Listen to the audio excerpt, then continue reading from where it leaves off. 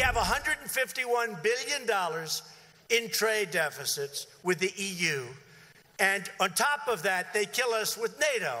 They kill us. We're the schmucks that are paying for the whole thing.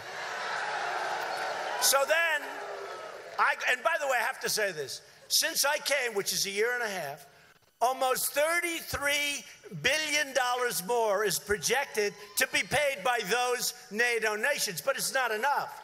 Do they ever tell you that? No.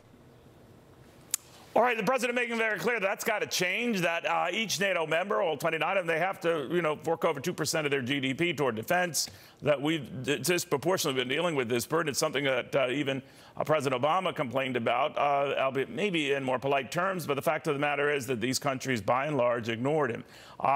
This president, though, sending very pointed letters to at least 4 of those countries' leaders, including Angela Merkel of Germany, with a letter that started something like this: Dear Cheapskate. No, not really. But the point is that you've got to pay up. It's not up to the United States to bear this burden. Let's get the read from Fox News contributor, retired Delta Force Lieutenant Colonel James Reese. Colonel, very good to have you. What do you make of the approach he's taken? He had said this before. He said it last year.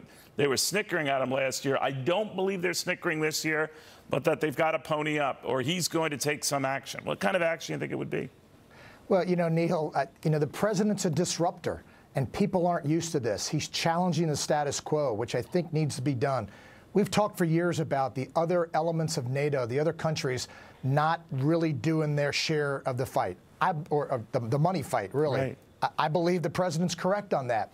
But we can't cut off our nose to spite our face. They've lost people in these wars we've been in for the last 17 years.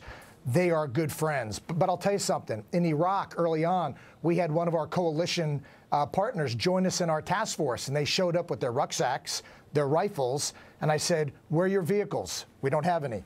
Where's your bullets? We don't have any. Where's your night vision? We don't have any. So we ended up, bringing this whole task force into ours and paying millions of dollars to get them fighting capable, but we needed them, and we need this coalition. So, it's a difficult spot for the president, but I do agree the other countries need to pick up and pay where they need to pay. Colonel, if I remember correctly, last year there was a big concern the president wouldn't sign off on this idea that if a NATO member is attacked, all NATO members respond. An attack on one is a response by all. So a lot of them don't know where he stands.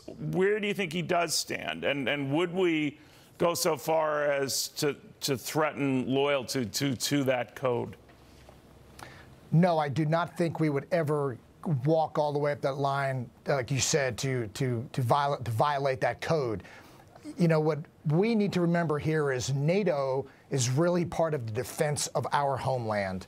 Where all these issues are happening over in the Middle East, down in Africa, especially with the transnational terrorism. NATO and Europe is a buffer to us. Then we have this big ocean. But we need to control that, and we do.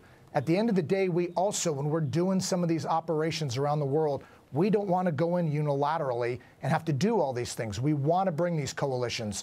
So I do believe what the president has to say, but I do believe, I hope that we could kind of buffer what he says sometimes and polish some of the aspects he says to our friends. Because like I said, at the political level, the money may not be there, but they have given up some of, they have died just like we have in Afghanistan and Iraq, and they're a critical part of these teams that we're over there with.